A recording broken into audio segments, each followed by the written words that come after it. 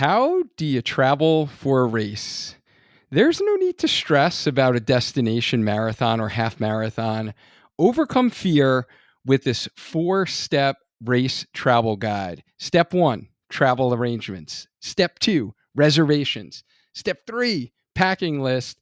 And step 4, travel day tips. Welcome to episode 222 on the Healthy Runner podcast, where we help you get stronger, run faster, and enjoy lifelong injury-free running. I have Coach Whitney Lacombe from our Healthy Runner coaching team with me here today, and she is going to share 4 key tips on traveling stress-free for your next race. Welcome back on the show, Coach. It's race season, and people are making some traveling arrangements, so I am looking forward to talking all things traveling for races. Yes, I am too. I actually ran into a friend this morning on a run who is going to be running Marine Corps in the fall and was like, I tried to make a reservation for my hotel and it's already crazy expensive. So this is perfect timing for spring races, fall races, any race coming up. These are the must-know tips if you are going to travel for a race. Oh my goodness, this is going to be like super helpful. I already saw some of the things that you have listed, and I was like, wow, I'd never even thought about that. And I am rocking my Run Disney garb today because that was the last race that I traveled to. So I'm going to probably learn some things new. I'm going to be able to implement into my next race. So for those new listeners, do you mind just giving us a little bit of brief intro on who you are, what you do, why do you love what you do? Yeah, so my name is Whitney Lacombe. I live in Tucson, Arizona. I am one of the running coaches on the Spark Healthy Runner coaching team. And I was an adult onset runner. Running is easier than words for me. And I just have a passion for running. I love sharing everything that I've learned with anybody that's willing to listen. And honestly, my husband loves the fact that this is what I do because I don't have to talk to him about running anymore. So it's fantastic. It's so true, right? It's so true. And yeah, speaking of kind of destination races, how many have you done or have you had to prepare for with travel arrangements? So most of my races are destination air quotes, because even my hometown race, which isn't really in my hometown, it's in Mesa, Arizona, which is about a 2-hour drive from me, we stay overnight for. So I went back and counted, and I think it's been 8 official races that I've traveled for. I've done tons of races at this point. Mesa was my 40th half marathon. I'm preparing for marathon number 7. So I've done a lot of races, but a lot of them were the local, little, small Tucson races that I didn't need to travel for. But I have plenty of experience traveling for races. It's kind of just what I do. It's just part of the course now. And you traveled for New York last year. I did. Right. What are some other ones you traveled for? I know last year also Flying Pig, right? Flying Pig. I did the half last year. So I've gone to Spokane, Washington. I did a half marathon up there. My husband went to Gonzaga University, which is a very small university. If you follow basketball, you've probably heard of them.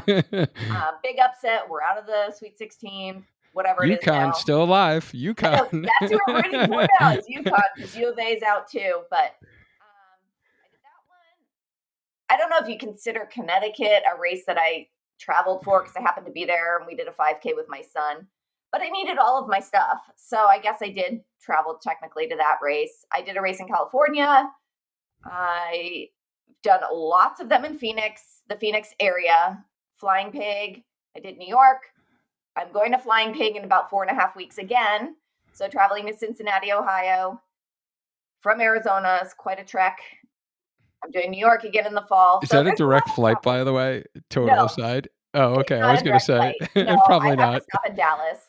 Okay. So, yeah, which is great. I'll talk about that. Having a layover is actually a good thing. Okay. So. All right. Awesome. So yeah, you definitely have a wealth of experience, and you've certainly helped many of the athletes within our coaching program who are traveling to their races for their goal races. So this is going to be super informative. And guys, with this episode comes a download, our race day blueprint that Coach Whitney really put together. That includes 10 tips to crush your race. So today is going to be like all about the travel aspect, but in this download, you're also going to be able to get this free guide for executing the perfect race day strategy, where we have kind of 10 proven tactics to run a great race, feel strong and confident. You get your race ready checklist, your race day game plan, all included with that you can kind of print out, fill out for your race. So make sure you get that download in the show notes. And yeah, when really, I guess this episode also, if you're following in our framework for our 6 steps to grow as a runner in our running journey, this really fits into the race strategy bucket, right? Because we're talking like races. Remember, this is like the landscaping when we talk about like, 6 steps to like building a strong, durable home that will last a lifetime. This is like the extras for those runners who like to run races, like to challenge themselves. If you don't like running races, then totally cool, totally fine.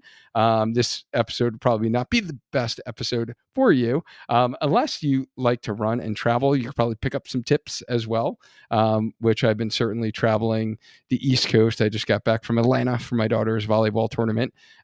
So a lot of some of these race tips for travel I still need to implement for my training runs that I do in different cities while we are traveling for volleyball tournaments. So you'll definitely get a lot out of that. But we're going to really be filling kind of, your race strategy bucket with a bunch of goodies and tips from Coach Whitney for your race traveling needs. And guys, remember, when you execute like these 6 steps to growing your running journey, you'll not only feel confident and getting stronger and faster, but you're going to stay healthy, enjoy the process, and really crush some races along the way. So make sure you implement all 6 steps of your running journey and not only focusing on the running itself. We got to address mindset, strength training, run plan, nutrition, recovery, and then the race strategy. So today is all about race strategy. So why don't we get into step number 1? What is step number 1, Coach? Step number 1 would be your travel arrangements.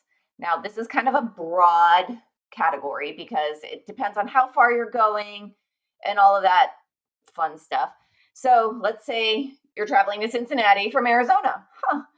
You want to make sure you have a hotel or an Airbnb. You want to make sure you book your flights, but you need to do these things early. Don't wait until like 2 weeks before to try and find a hotel, because let me tell you, you're either not going to find anything or the price is going to be insanely expensive. So as soon as you register for the race, really start looking into the cost.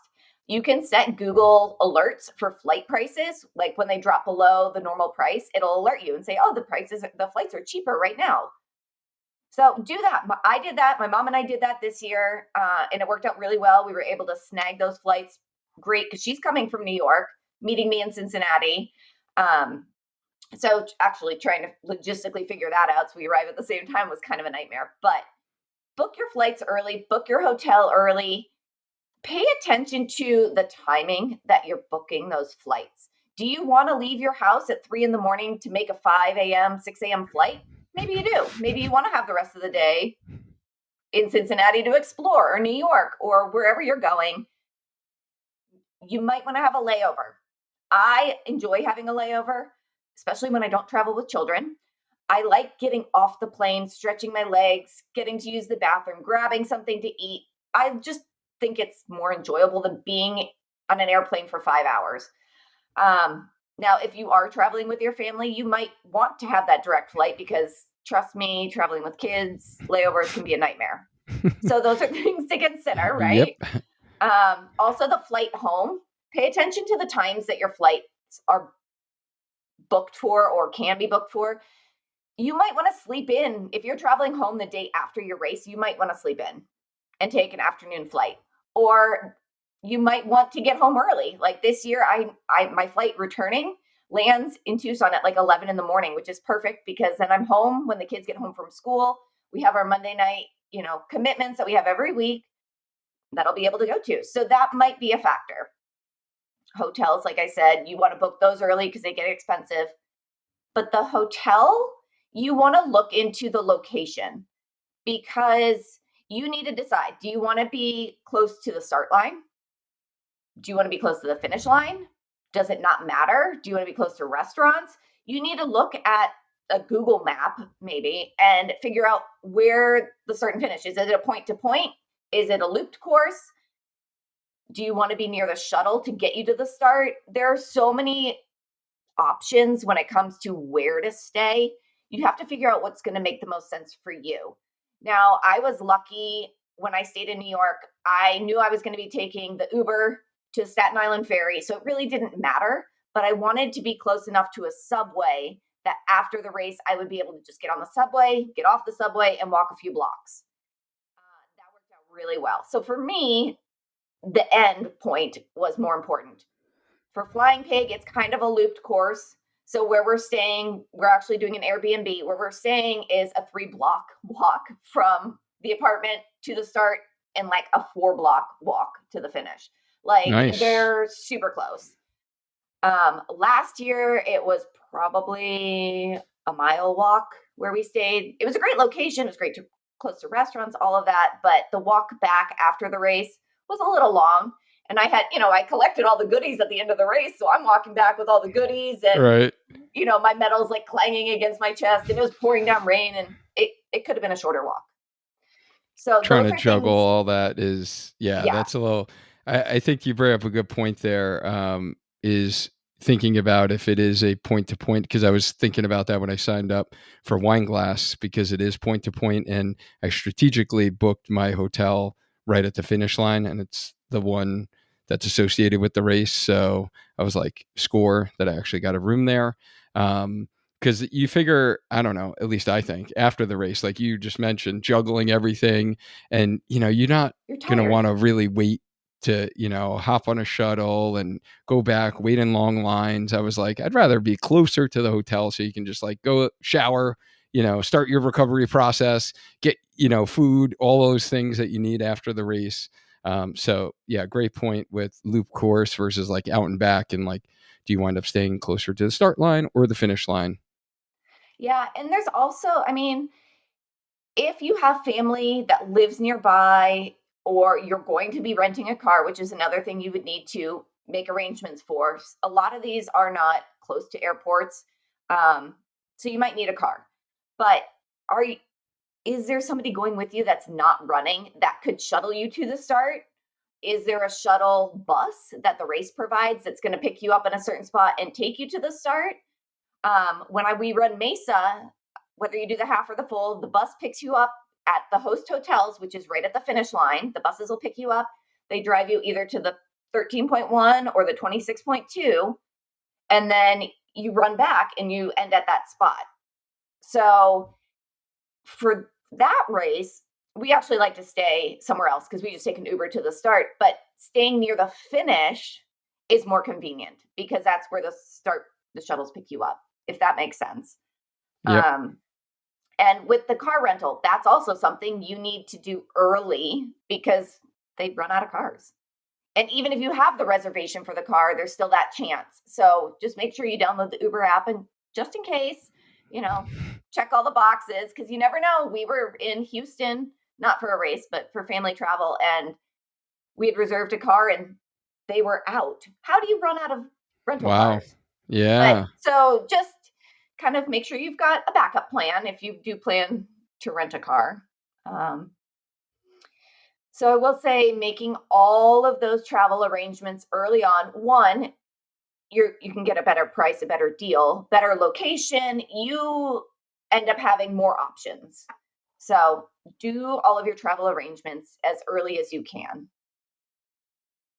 All right. So the planning needs to happen, right? Like as soon as you sign up for this race, you need to literally start planning and make the travel arrangements early, early and often, right? And make sure you have all the bases covered. So what I heard is kind of hotel itself. Think about your location. Um, think about rental car. Think about um, your flight, right? Whether or not you do want to, have that layover. Do you want a direct flight? Any other things with the actual flight that you want to mention in terms of kind of planning? Do you need to worry about like seating and stuff like that at this point? Or is So it that's a personal thing. One, I hate sitting in the middle because I always end up like this, neck like squished between two people. So I hate sitting in the middle. oh The yeah. earlier you book your flight, the more options you have, right? So for me, when I book, we live in Tucson. There are no direct flights anywhere. So everything has a layover, which is kind of nice. So for that first flight, I try to be as close to the front of the plane as possible. For the second flight, I really don't care. But that first flight, just in case something happens and we are delayed or whatever, I know I'm getting off the plane, I don't know, a few seconds earlier, but it makes me feel better. Another thing that I personally like to do is I like to sit on an aisle seat. Sometimes it's inconvenient. You fall asleep and your seatmates need to get up to go to the bathroom. It's worth it because you are on the aisle. You can stretch your legs. You can get up as often as you want if you want to walk up and down the aisle, which is great for blood flow. If you need to go to the bathroom because you're super hydrating because it's almost race day, I just think the aisle seat is the way to go if you're, traveling to and from, because even the way home, you're going to be super hydrating. You're going to be needing to stretch those legs, get that blood going. So if you can pick an aisle seat, that would be my suggestion. Yeah, no, love the aisle seat myself, except for when the cart comes through and it like knocks in the elbow, which literally happened to me 2 days ago when we were flying back from Atlanta. I was like, oh man, I just got knocked out. Um, At least it didn't run over your foot. right, but yeah, no, you bring up a good point. You can get up and go to the restroom, and you don't have to like feel like you're bothering anyone. Um, yeah, and then as far as like staying, you talked about hotels. Does it matter like hotel, Airbnb? Do you think for races? What are your thoughts? So it depends. I've done both. For New York, we did a hotel because I was literally there for like, let's see, we checked in at 4, we went to dinner, came back, I went to sleep, and I left the hotel at 5:30 in the morning. Hotel didn't matter. That was perfect. When I travel like to Cincinnati or if my family comes, I like the Airbnbs. I like knowing that I not that I make a lot of noise, but I like knowing that I can get up and do stuff and not disturb everybody else that's staying in the hotel. Sometimes Airbnbs can actually be cheaper than staying in a hotel, especially if you have a group of people. Like when I go to Mesa, I run Mesa with my girlfriends. So there's 6 or 8 of us going. I mean, we cram into 2 rooms, but if we were going for a longer time or a further race, an Airbnb would make so much more sense. We would have more space. We would have the living room, the kitchen, you'd have multiple bathrooms, and you can kind of pick the style or the type of house you want. Um, I, I just think Airbnb or VRBO or whatever they are, I think those are actually more convenient. You might not be able to get as close to the start or the finish wherever you want to be as a hotel, but if you're going to Uber to the start anyways, it doesn't really matter. If you're going to take the shuttle and have to get to the shuttle, it really doesn't matter how far you are from there. You're going to have to park either way. So look at both. Look at the hotels, their location and their prices. Look at the Airbnbs, their prices, their locations. It's also nice to be in an Airbnb because you do have the kitchen. Right. So if you don't want to go out to dinner the night before, which we'll talk about, you can make your own dinner right there. You can make your breakfast, you can make your coffee or whatever, and not have to put your shoes on or a jacket or, whatever. It's a little more convenient. Yeah, no, we definitely are big fans of the Airbnbs, even just not even race, family travel and just getting up and doing training runs and doing long runs. And yeah, like you mentioned, just having the ability to not wake up the girls and be in one room, with like 2 beds and you're doing everything and they hear everything, just having a little more space, a little more spread out. And even we strategically booked the cabins at Disney for the race week. So we went for like family vacation the week before. And then for marathon weekend, we moved and changed our reservation from hotel that we were staying in Port Orleans. And then we went to the cabins. So we do have a full kitchen. So we have a living room area, which I had all of my gadgets out, my foam Yep. roller, my Yep. massage gun. I had everything laid out in the living room, where I can kind of do a little warm up 3 a.m. When you're waking up that early for the Disney races, and not bother anyone else who's sleeping. So yeah, having a little more space is super helpful if you're traveling with family for races. When I did the Cape Cod Marathon last year, it was just me. It was a little solo vacation, where hotel room worked out. But I think you mentioned, you bring up a good point in terms of like food, and if you're in a hotel, ideally you definitely want to have a microwave and definitely a fridge, in your hotel room, and a coffee maker, right? More of a hot water kind of guy for tea, but those are kind of very helpful amenities. It's rare now that hotels don't have fridges, but I was just in one this past weekend that didn't have a coffee maker in the room, like couldn't boil hot water. And I'm like, really? I haven't seen that in a while, but they didn't have it. And they certainly didn't have a microwave. So if I was running a race, I would be like, okay, just because, like you said, nothing new before race day, and the food aspect, and just, having that all set, like, what exactly you're going to eat, I think is helpful and just decreases a little bit of that pre race anxiety. I'm a creature of habit. I am super OCD when it comes down to like race week and race rituals, if you will. So yeah, having all of the things that you're going to need is definitely a must, All right. especially So when for traveling. travel arrangements and planning are kind of step one. What is step two? Step 2 would be reservations. Now, we kind of talked about flight reservations, car reservations. This is more of your restaurants that you're going to be eating at. This is more of, are you going to be going out for an Italian dinner the night before? You want to book that as soon as those open. Now, a lot of places won't take reservations before a certain amount of time. Like I've been trying to book a reservation for New York for fall, and they're not taking reservations yet. It's November, so we've got time. But I remember last year before Flying Pig, I called this one place and I said, "Do you have a reservation for, it was just me and my mom, for two people at some time at night?" And it didn't matter. And they were like, "Oh, that's the night before Flying Pig. Let me check." And luckily they were like, "Oh, it's just two of you. We can get you a reservation." But those places, people book up so fast. I remember going out to dinner with my parents before I ran New York, and we did have a reservation. It was at 5:30 because I like to eat early before a race. We didn't sit down until 6:15 Mm. because there were so many people and everybody was there for the race. Everybody's trying to carb load as well. You want to make your reservations as early as possible, and you want to think about when you want to eat. The earlier you go, the easier it's going to be to to get a reservation. Um, if it's just you by yourself, you can just eat at a bar, like the bar counter at a restaurant, and that'll be super easy. I would still try to make a reservation, but you can probably squeeze in somewhere. Two people, four people, pretty easy. If you've got a large group going, even if you're not going out the night before, maybe the night after, you need a reservation. So make those reservations for every single night you're going to be traveling. So let's say you get into a race on Thursday, you get to the race on Thursday. Make a Thursday, Friday, Saturday, Sunday reservation until you leave, just so you know you've got somewhere to go. Yeah, and I would also add in there, if you're not going to have a sit down dinner and you're going to do like quick service, make sure you look on Google Maps to make sure there's like quick service around you. Or now it does get a little easier now with like DoorDash and Uber Eats.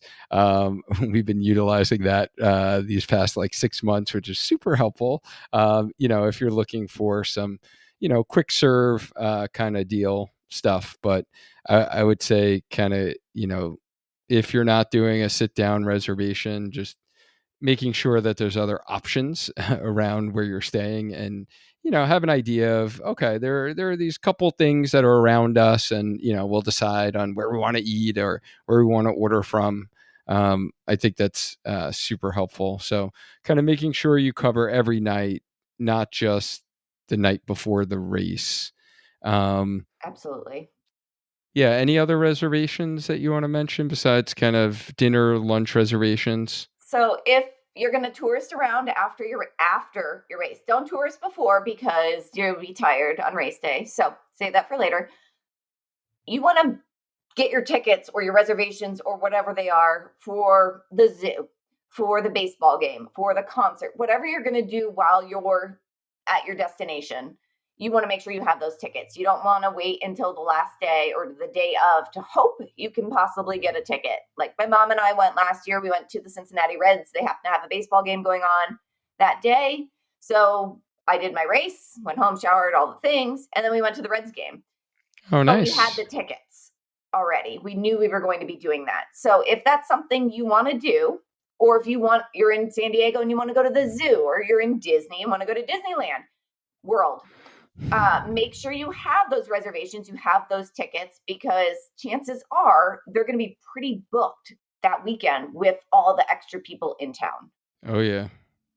Yeah, and Disney is like a whole nother animal. And I'm actually going to record because next week, at time of this recording, and actually this is going to be released this week. Next week is sign up for Marathon Weekend 2025. So I'm going to actually share some Disney specific training and like race tips in an upcoming episode. But yeah, that's like a whole nother beast in terms of like reservations for food because you got to do that months and months in advance.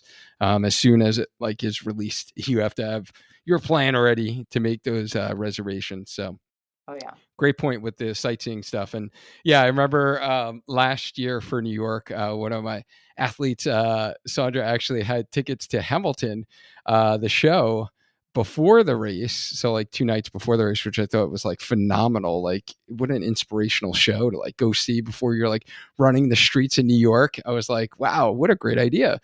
Like I'm definitely going to try to do that and make that reservation when I do eventually run New York. Unfortunately, I didn't get into the lottery this year again. So one day, one day I'll run New York. All right. So step number three. What's step number three in our race travel tips here? Step number 3 is your packing list. Now, we do have a packing list as part of our race day blueprint, but that's more race, like what you need to take to the race. When I'm talking packing list, I'm talking everything, like your contact lenses, your toothbrush. You need to make a list. And now my husband thinks I'm insane because on my phone, I have in my notes section a marathon packing list or a flying pig packing list. And you can put the bullet or the check mark bubbles in there. So when you pack it, you can check it and you get a little yellow check mark. So you know you have it. But I mean, I've done enough races now that I just kind of add and adjust as the races come up. But I start thinking about a month out. What do I need? Okay, when I first thing in the morning when I wake up, what is the first thing I do? Okay, I put in my contacts. Okay, I need to make sure I have enough contact lenses. I wear dailies, so one for every day and then an extra one just in case I drop it in the sink or something. Bring an extra. Okay, then I braid my hair. So I need the hair tie, but I also need the bottom hair tie because I braid it. And then I go through literally my entire day and mark down in my list what I do and what I need so that there's nothing that I'm forgetting. But I start this about a month out.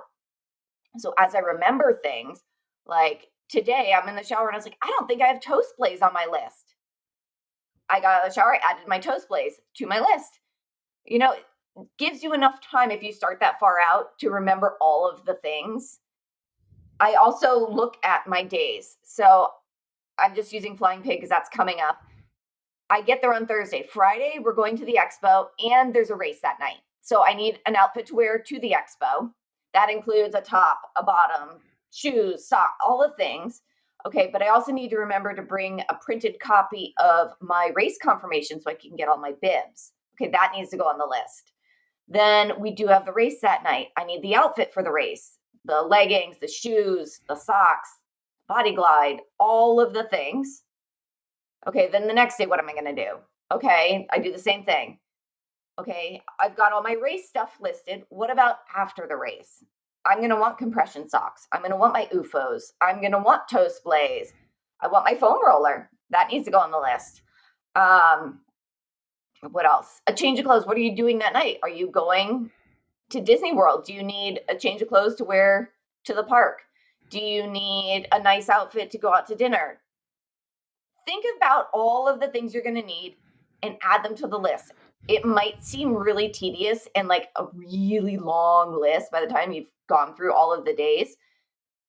But then when you're packing, you're going to know for a fact that you're not forgetting anything, that you have everything you need.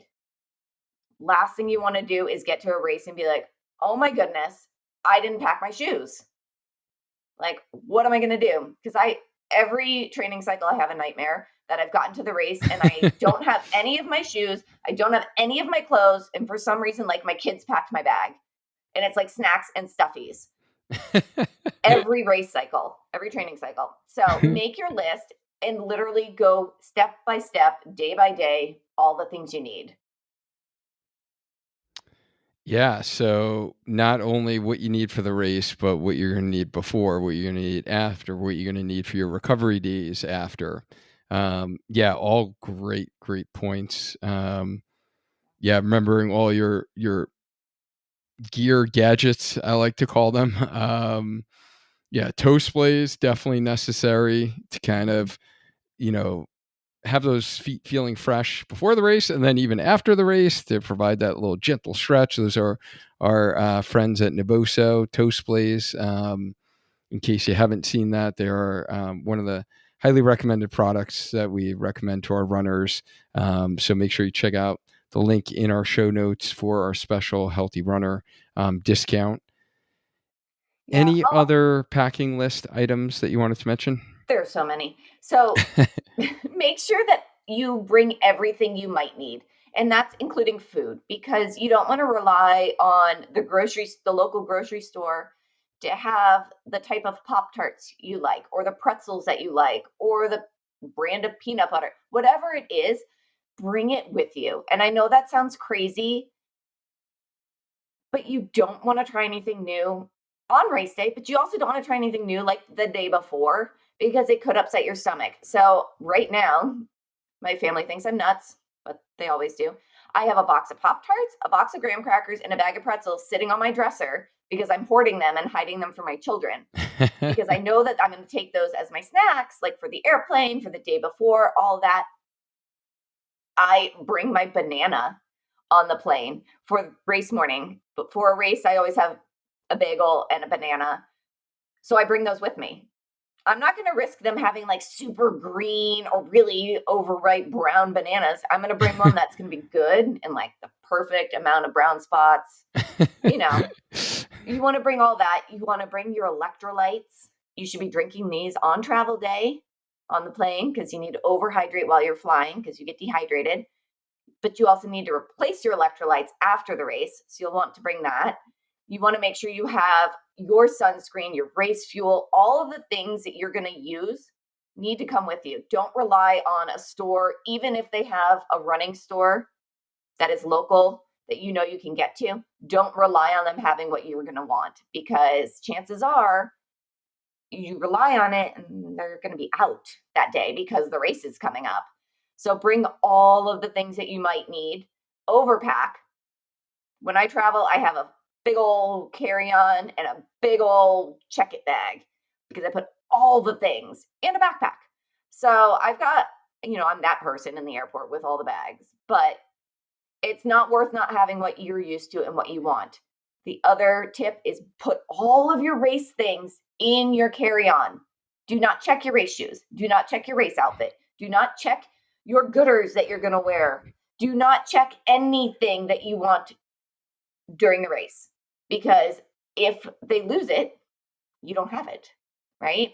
Or if it's delayed because you had a layover and your flights were all messed up and it went to Timbuktu, you're out.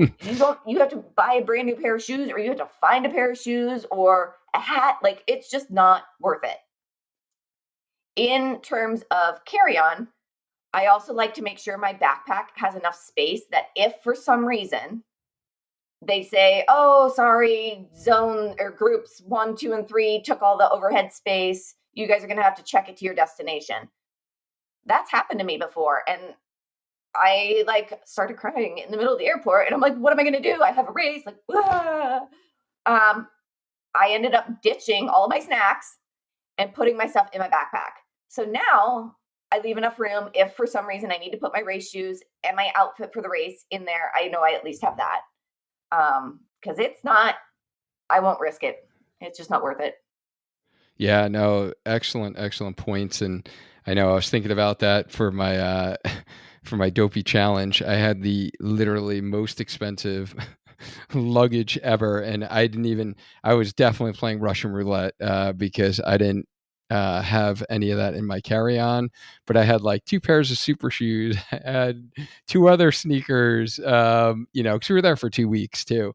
And I remember taking a picture of that luggage. I'm like, this is literally this luggage. The items in this luggage are like easily 800, $900 if you add it all up. Easily. Yeah. I was definitely playing a little Russian roulette there, but that's a good point to, at minimum, bring your race day shoes that you plan on wearing in your carry on. That would be a Yeah. really good idea. So I wish we I had this also, conversation before. right. I also put all of my race day fuel, like my gels, or some people use the little chew blocks. I also put those in my carry on. Now, some people be like, oh, but it's a liquid and blah, blah, blah. If you say I am running a marathon, they will use that like bomb scanner thing and like go Right. over it. And they're like, okay, you're good. The only time I've ever had anything food related confiscated was when I was coming back from Connecticut. My mom, I found these great chocolate bars from Tony's chocolate something, and I had 8 of the giant chocolate bars, and they're wrapped in foil. So they triggered the x-ray machine and they confiscated my candy bars. But that was not race related. But I've never had an issue taking my gels or my powdered Gatorade or whatever it is. I've never had an issue. So bring that stuff in your carry on as well. Yeah, it makes it easier to bring in your carry on. I remember I had issue with I think my essential amino acids a couple of times got scanned, then they had to like test it. It was like a long, rigorous process. And then depending upon how much you have, so like if you take a full canister, they might take that away from you. So you have to keep it in like small quantities. Um, Protein, I think I've been good with in my carry on. But yeah, it is a little annoying when they have to test it and you're like have to be that person that goes to the side, holds everyone up. But yeah, good point. I think gels are totally fine because they're usually individually wrapped and they're sealed and they don't meet, they meet the qualifications for not as many ounces that you're not allowed. But yeah, that especially for the dopey challenge, like with all 4 races and how many gels I needed to bring, holy cow! And then my wife running the half marathon too. Like, yeah, I had a lot of UCAN Edge gels with me as I was traveling for that race. All right, so we hit. Oh, I know you had mentioned kind of some sleep specific items that you might want to add to your packing list. So these might be things you don't normally think of or Right. don't normally need, right? Because I mean, sleep is sleep, but before a race, it's even more important. So last year, I didn't do this and I regretted it and ended up having to run to Kroger and buy the things. And now I have a pink fuzzy sleep mask for my eyes that I keep in my travel bag. But you never know where you're going to be or what the noise or light situation is going to be in the hotel room, in the Airbnb. Last year, our Airbnb was over a bar, which sounds great until you realize that the bar doesn't close until 2 a.m. and the spotlights are shining right into your bedroom and it's loud. And you want to bring an eye mask, a sleep eye mask to block out any light. It'll help you sleep. It actually makes you sleep better because you're not like staring at the clock. I feel like when I don't wear it, I'm constantly like, okay, I have 6 hours left. Okay, I have 4 hours left, checking the clock nonstop. So I find I sleep better when I wear it. The other thing you want to consider are earplugs because you never know what the noise situation is going to be like or what your significant other is going to snore or not snore that night or your neighbor's TV is on or whatever. Bring a pair of earplugs.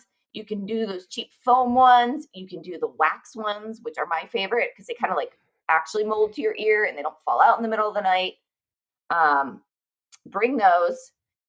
If you don't need them, you don't need them, but it's better to have them than to not have them because you will sleep so much better. And I know people say, well, if I put in earplugs, I won't hear my alarm. Put your phone under your pillow, turn the volume off or up as high as it goes. Have your significant other or whoever's with you also set an alarm. You're not going to sleep through it. You will hear it, I promise. But getting some good sleep is going to be key.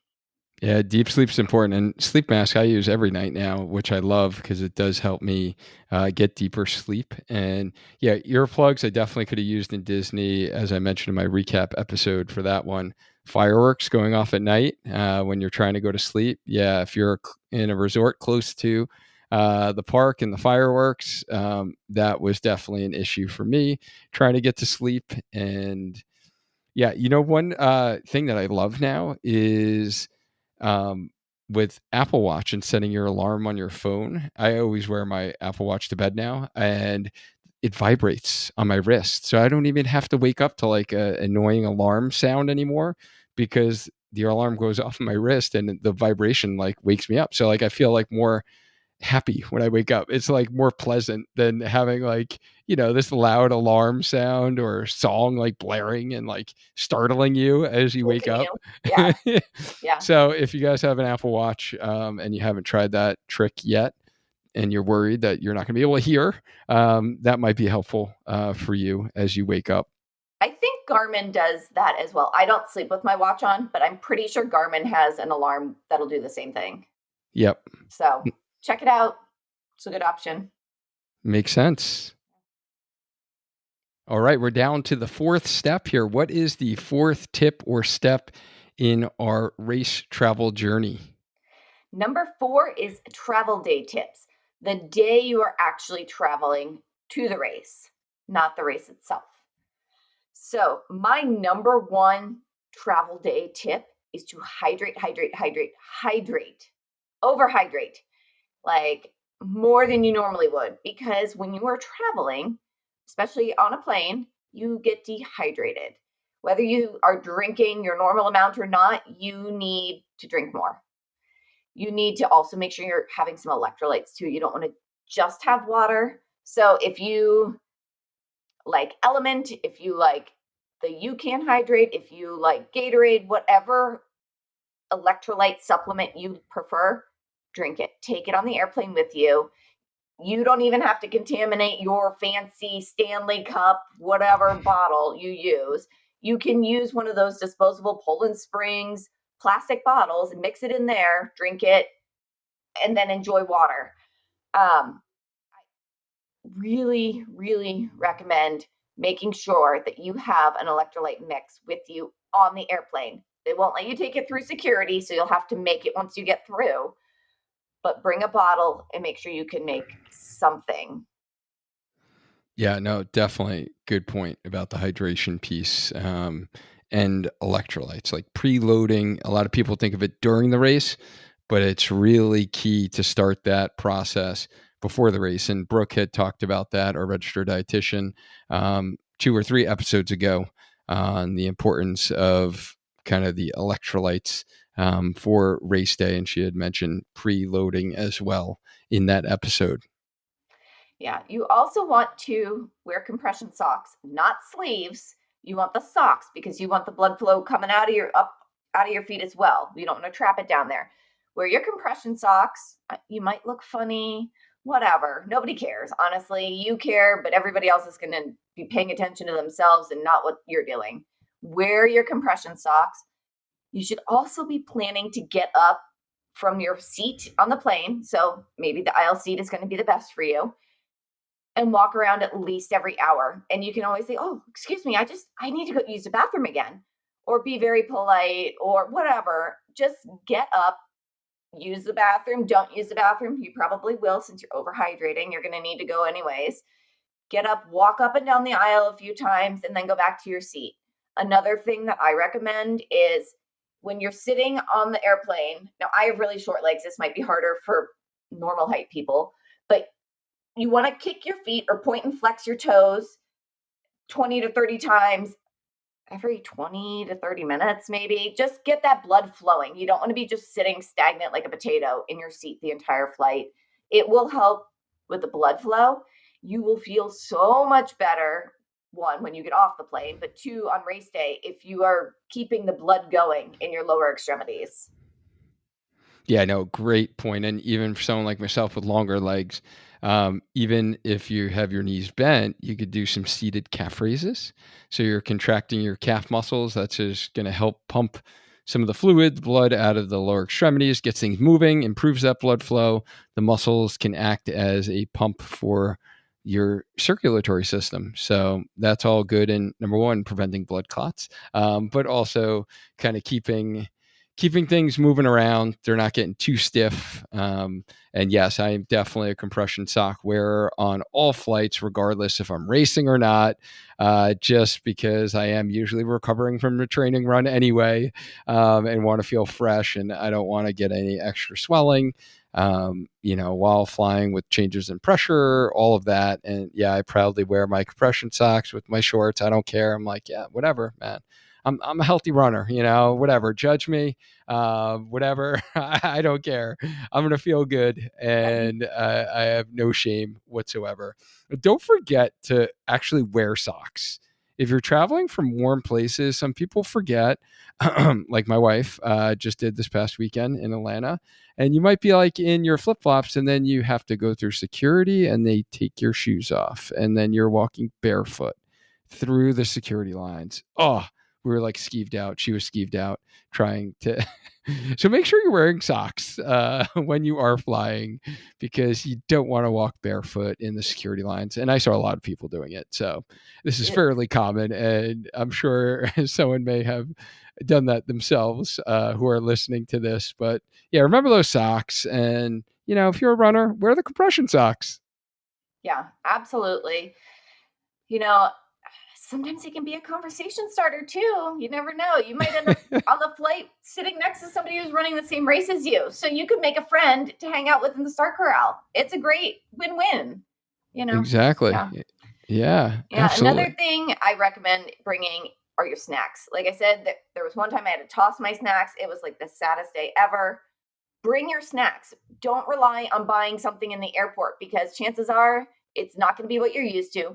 You're going to try something new, which is a big no-no, and you're going to end up with an upset stomach or something. So bring your snacks. Bring your pretzels. Bring your Pop Tarts, your Fig Newtons, your Teddy Grahams, whatever you normally snack on leading up to a long run or a race. Bring it. Bring it with you. Excellent. Snacks are good. How about carbonated drinks and chewing gum? No, big no. Don't do it. I know everybody gets excited when they get on a plane because, oh, look, I can get a soda. I can get this. I can do that. Oh, my ears are going to hurt. I need to chew gum. Don't do it. Carbonated drinks and chewing gum can cause intestinal gas, which, she just said gas. No, I'm serious. It will cause gas and bloating and discomfort that you do not need. Save those things. If you want to indulge in a soda and gum, do it after your race. Do it on the flight home. But you don't need that extra possible intestinal issue. I know I don't drink carbonated beverages, period, just because they do dehydrate me. And, the only time I ever have a soda is when I have a migraine, because the chemicals in a Coca Cola, a hard, fully leaded Coca Cola, interact Hmm. with my medication and help to kick it. Other than that, you don't need it. You don't need carbonated water. Drink plain water, add a little lemon squeeze to it, and you're good. Um, Save the carbonation, save the chewing gum for after your race. If you need to pop your ears, you can do the old fashioned plug your nose and blow thing, or you can swallow, but don't chew gum. I know it Yeah. sounds silly, but don't do it. Yeah. All good points there. And then if noise wise for the plane. Oh, yeah. So I'm a big plane sleeper. I know a lot of people say that they can't sleep on a plane, but I have my dad's genes. And as soon as that engine kicks on and it starts rumbling, I'm sound asleep, like most uncomfortable positions ever. I'm just out. So clearly the noise doesn't bother me, but a lot of people are bothered by the noise on a plane, whether it's a crying baby or the guy talking, sitting next to you that doesn't realize how loud he is. Just bring headphones. If you can bring noise canceling headphones, that's going to be even better. But even if you just plug into your phone and listen to some calming music or put on a white noise app, it will actually calm your body down and make the stress on your body less, which is what we want before a race. We don't want you to be all anxious because, oh, the baby behind me has been crying or the kid's been kicking my seat. Can just put your headphones on, get into a zen zone, and just mellow out. Watch a trashy show on Netflix that you've been saving, or like me, the murder documentaries. You know, just zone out. Don't listen to anybody else. Yeah. Um, Absolutely. Yeah. I cannot do a plane without like some noise canceling headphones. Because yeah, you get that seat with the baby behind you and you feel terrible and you're like, I just feel bad for this mom. But it will distract you, from either relaxing or, in my case, like catching up on some work because you're like confined to an area. You can't move anywhere. You can't, procrastinate, do anything else. It gives me like uninterrupted time with my laptop and, to bang out some work, which is often what I wind up doing on a plane. Um, yeah, so that was super helpful there. And I know you had sent me your actual list that was specific for Flying Pig Weekend 2024. And it's definitely like way too much to kind of go through on this episode. But if it's okay with you, if we can include that in the blog that goes with this episode, just to give folks an idea of, what you've gone through to prepare for Flying Pig. I think that would be super neat. But is there any like big highlights or anything like that you want to emphasize that you haven't talked about today? So, a few things I didn't talk about, but things you might want to consider bringing would be, I call them toss clothes, the outfit that you might wear over your race outfit if it's cold, that you're going to donate to whatever charity they're giving all the clothes to. Check the weather beforehand. You might want an extra sweatshirt, do a zip up so you can easily take it off. Um, you might want to bring a rain poncho. Is it going to be raining before the race?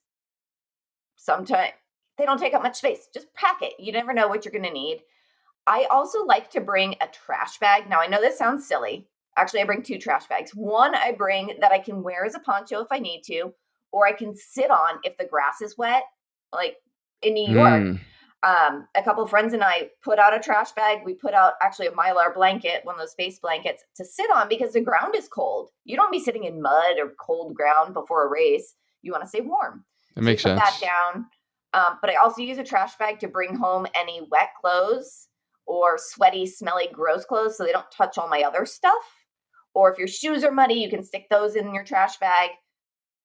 That might be something people don't really think about.